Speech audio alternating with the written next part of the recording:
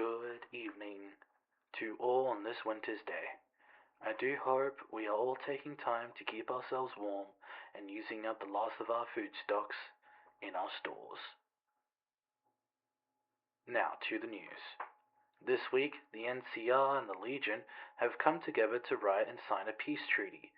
After a somewhat short war and the Legion's loss of Terburg Forest, it has seemed like both sides have made concessions in the talks from the first draft of the peace deal.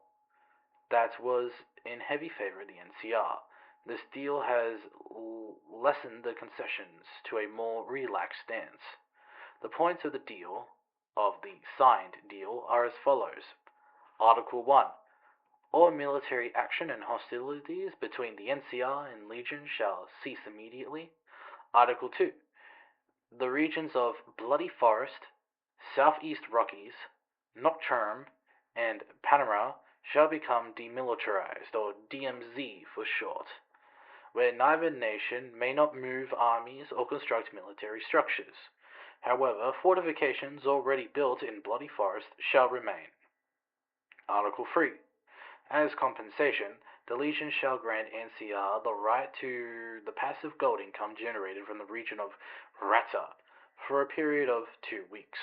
In addition, the Legion shall provide 10 rifles and 200 rounds of rifle ammunition.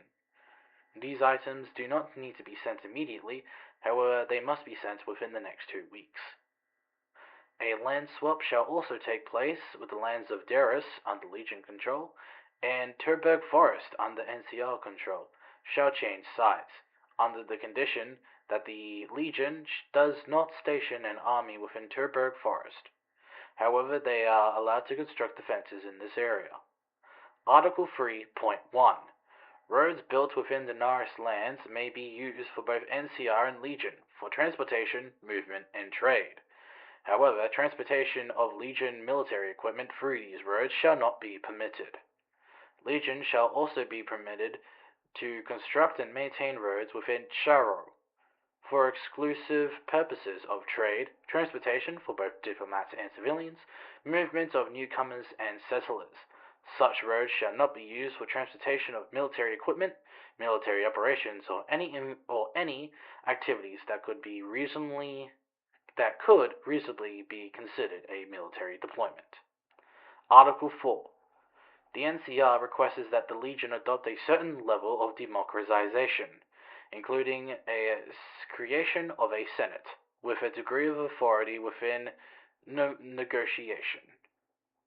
Those representatives may be elevated by the population. The Legion may retain its emperor, who will continue to hold part of the authority of the nation, but not absolute power. Article 5. The Kingdom of Iceland shall serve as a mediator to the peace agreement, and shall guarantee its enforcement. If either side violates the agreement, Iceland shall assist the party that was attacked or harmed by the other side's failure to uphold its obligations. Please note Article 5 is on hold at this time due to no diplomat from the Kingdom of Iceland was at the peace agreement signing. However, both NCR and Legion have both agreed that if Iceland accepts. Article 6. The Nova Coalition Republic and the Thundering Legion shall establish trade relations and economic exchange in order to reduce hostility and promote a more united and stable region. To facilitate commerce between both parties, authorized currency exchange, or ATMs, may be established at a mutual agreed location to allow citizens and traders to exchange NCR and Legion currency. The official exchange rate shall be determined by a currency exchange committee consisting of 4 representatives, 2 from the NCR and 2 from the Legion. Any changes to the exchange rate shall require approval of both parties through their representatives. It is unknown if the peace between the NCR and Legion will last, but only time will tell. In other news, the Nova Coalition Republic just had its first election. This election was fraught by allegations of corruption, scandal, and vote rigging. However, due to this being the first ever election within the Nova Coalition Republic, it is safe to say that it's more first-time issues and twinks that's happen regardless. In any case, we had the results to show you now. They are as follows. For the president, we had two candidates. The first one being the incumbent president, 5 Cube I3CTA, and his opponent, Beaufort the Great.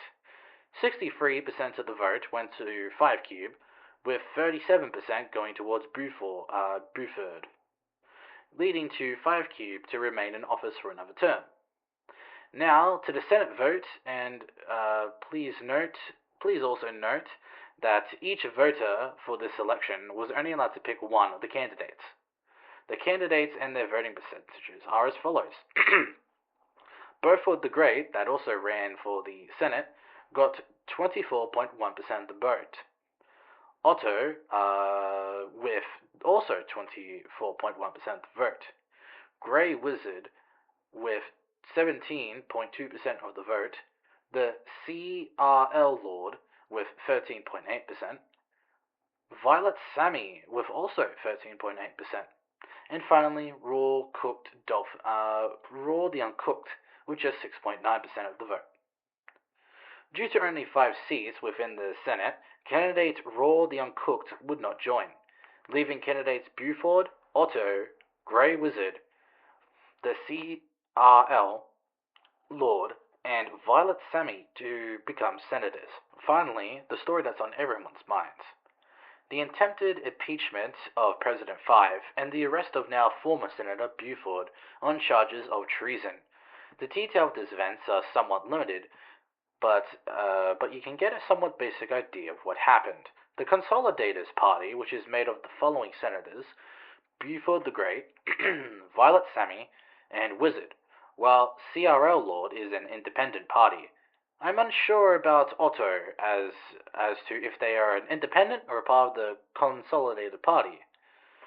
Beaufort made claims that the president was unfit for office and used a law to attempt to impeach him, using Article 4 in the NCR's Constitution.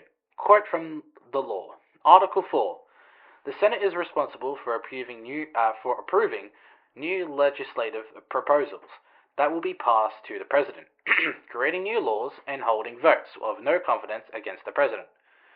If 4 out of 5 senators agree that the president is no longer fit for office, the president must be removed. If this happens, the military will follow the orders of the Senate rather than the president, until a new president is chosen and appointed.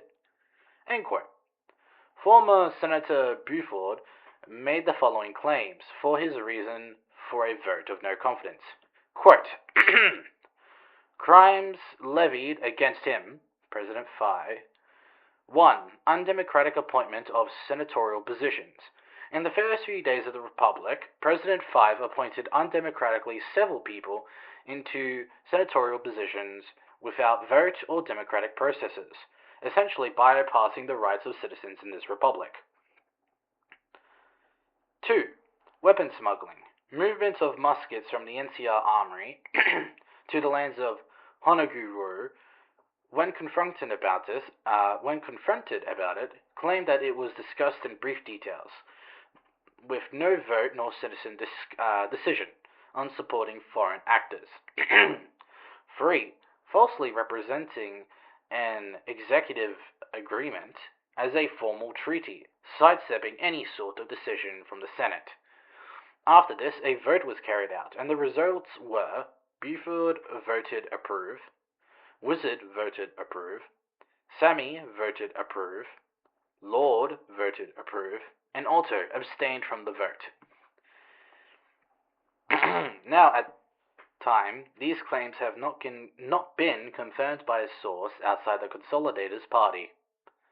After this vote was announced by Beaufort, the Chief of Police, Gamer 42-Day, was given authorization to arrest Beaufort on the grounds of espionage, communication to foreign bodies, and gross incompetence.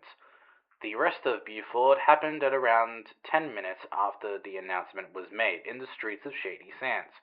Quote from the Chief of Police. We were aware that he was armed, with at least a revolver, which prompted us to bring weapons up for self-defense.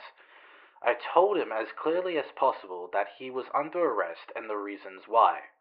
He began to get combative, shouting and screaming as he refused to comply with the orders given to him. He continued to be aggressive and began to shift around me as if he was preparing to make a dash for cover and start a shootout. So to prevent casualties, I clearly gave him warnings to calm down and to stop moving. Then I began to count down. He continued, so I was forced to open fire as he moved towards cover. He was taken to jail to await his trial. End quote. I did also ask the chief of police if he wanted to add something to his account of the arrest. He had this to say, quote, "Despite his attempts to politicize this investigation has been going on for a while. This wasn't just a rash decision made by me or Perch, or any kind of power play." End quote. Please do note that Perch is the chief of the army at this time. The trial will be taking place at an unknown time, due to this being the first ever crime in the NCR's history. I'll keep in touch with the story and try and get the facts of this case.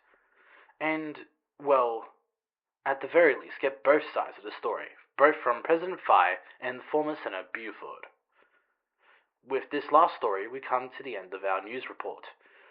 I would like to say again that everyone tries to keep warm in these last few days of winter. I do hope I can share more stories, just not within the NCR, but also abroad. I'm Bob, and you are listening to Bob's Steam and Mud News. Thank you and good night.